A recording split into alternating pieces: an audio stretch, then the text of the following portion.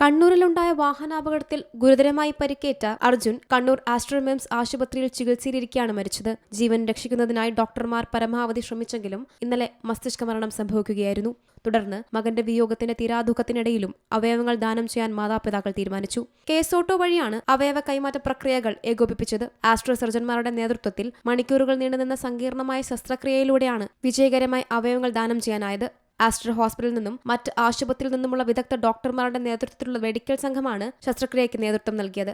അർജുന്റെ ഹൃദയം air ambulance മുഖേന കൊച്ചി ആസ്റ്റർ മെഡിസിറ്റിയിൽ ചികിത്സയുള്ള 48കാരനായ മലപ്പുറം സ്വദേശിക്കായി എത്തിക്കുകയായിരുന്നു.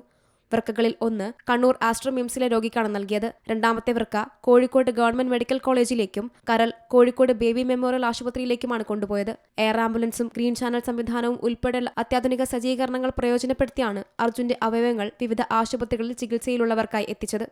C Malayalam news, Kannur.